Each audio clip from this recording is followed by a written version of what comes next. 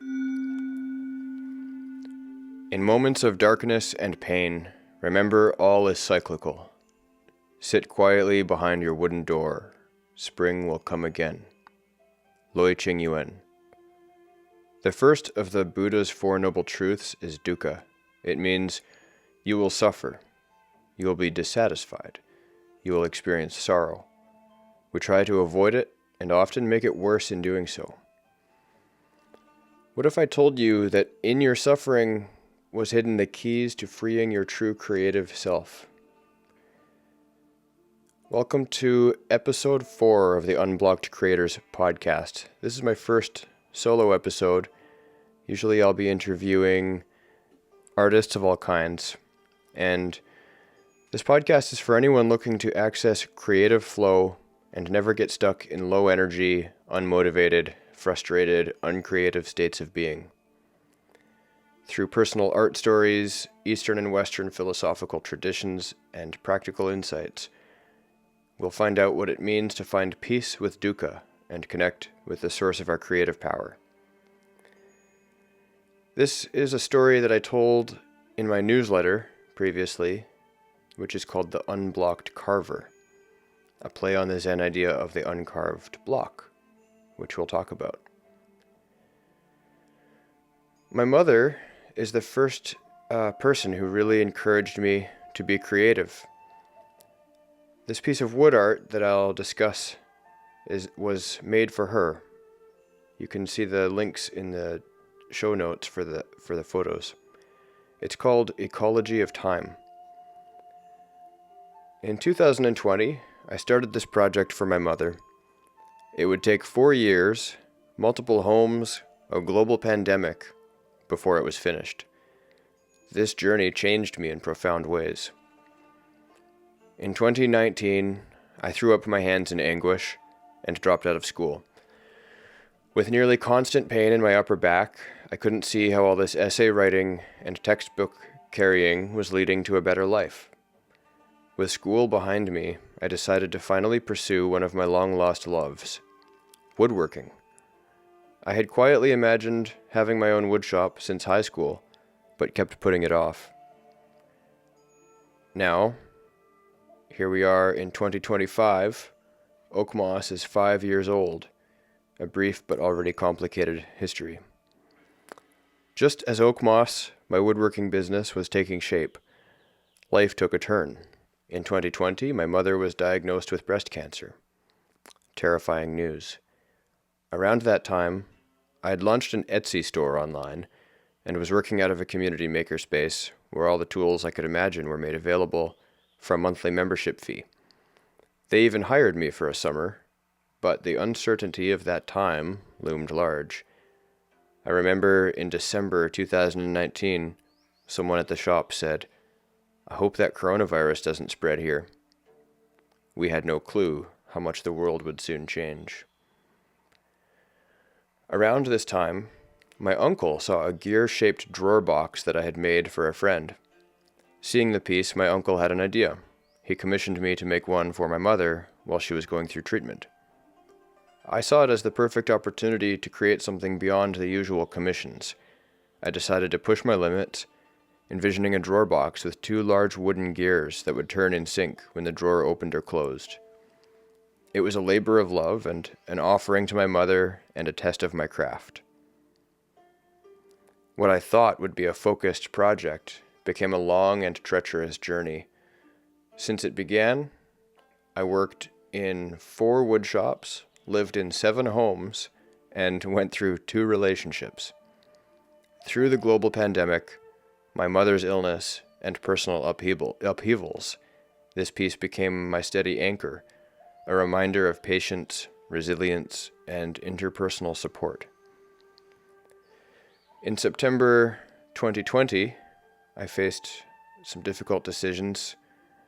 The makerspace where I worked on my project and as an employee was going to enforce rules on its paying members that, in my view, violated personal autonomy and harmed the livelihood of small business owners.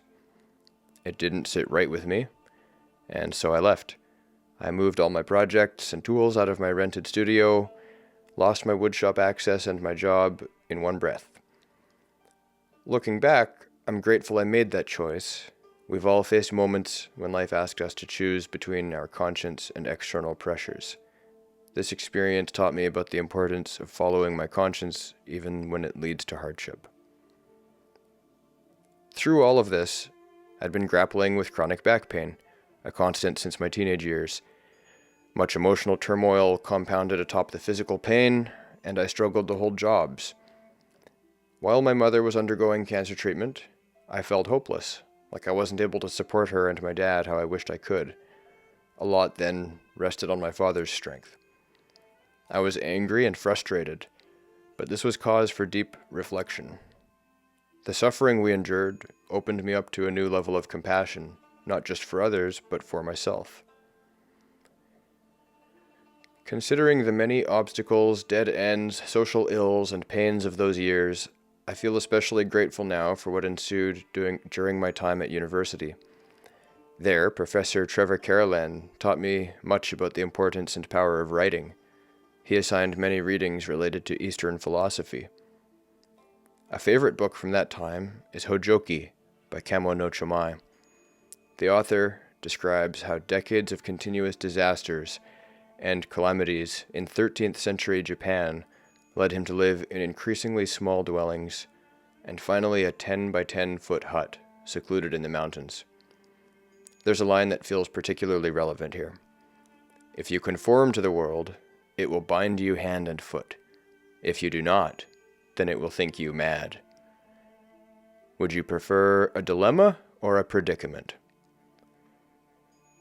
Professor Carolan's mentorship was a big synchronicity, arriving in my life at a crucial time. It wasn't just a simple teacher-student dynamic. Our conversations about the I Ching, the ancient Chinese book of changes, Taoism, Dharma, and Carl Jung's ideas on archetypes and synchronicity seemed to unfold as part of a much larger, more profound process.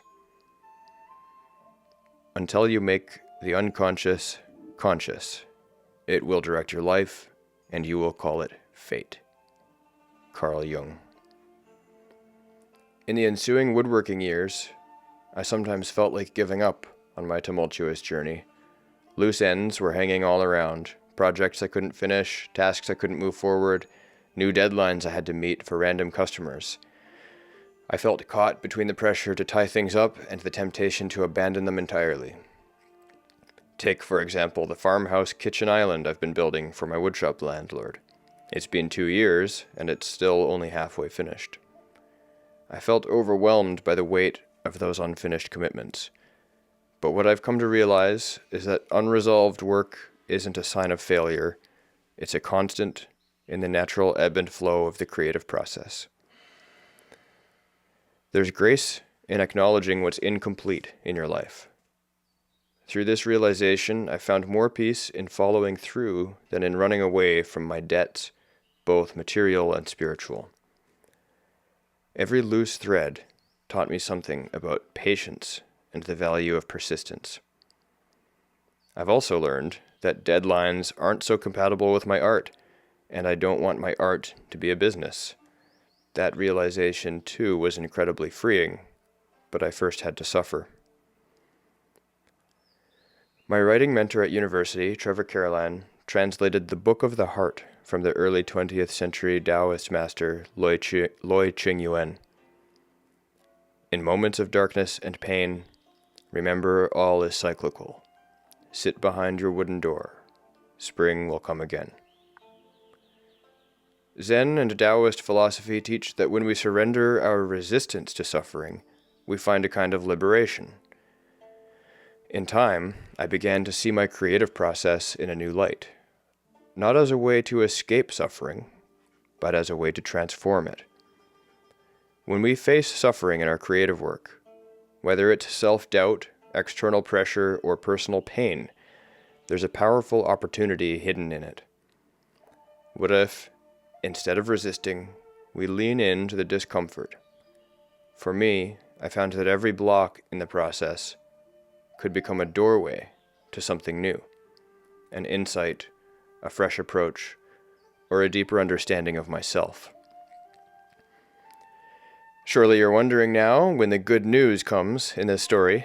And yes, my mother eventually went into remission. She is now cancer-free, and the joy of that news was a beacon of light during hard times. It can be very hard to create when there's a lot of stress and grief in your life. Her recovery restored the joy in bringing this project to completion. On top of that, she's now finding her own creative freedom with her lifelong interest in painting. Her work can be seen at the link in the show notes. It was just last year, in October 2024, that I finally carved out the time to complete this piece. Finishing the ecology of time feels like bringing a long and difficult chapter to a close, letting me fully welcome all that came next. The project, which became the logo of Oak Moss, stands as a symbol of everything I've learned. Patience, symbiosis, resilience, and love of the process. Oak Moss, the name of my wood art company, comes from a species of lichen, a partnership of at least two living organisms, a fungus and an algae, that mutually support one another. At the time, I wasn't even aware of this deeper meaning, but it is the perfect metaphor for what Oak Moss has become. Today, my shop is in a shipping container on a friend's property. I don't have a car, so it's a bit of a challenge to get there, but I found a new rhythm.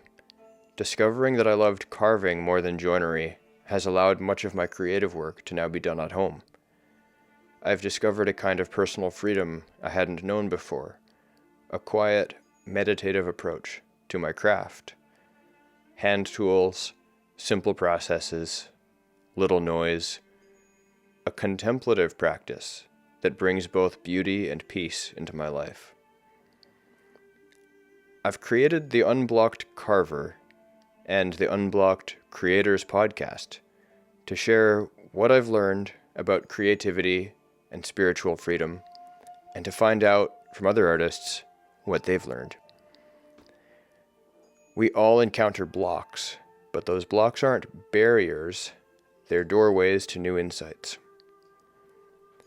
I've come to understand that freedom lies not on the other side of those blocks, but in understanding them in a new way. In Zen, the uncarved block symbolizes pure potential, before anyone's ideas are imposed on it. As a carver, I must let the wood tell me something about its becoming. If you brute force everything, you run into all kinds of extra knots and friction. To quote Master Loi Ching Yuen again, to know Tao, meditate and still the mind. Knowledge comes with perseverance. The way is neither full nor empty. A modest and quiet nature understands this. The empty vessel, the uncarved block, nothing is more mysterious. Next time you hit a block in your creative process, ask yourself, what is this obstacle here to teach me? What could happen if I stopped resisting and began exploring? Can you learn to see the block in your creative flow like an uncarved block of potential? Oak Moss has grown into something I didn't expect when I first began. It's become a place where craft and philosophy intersect, where the creative process becomes a pathway to spiritual freedom.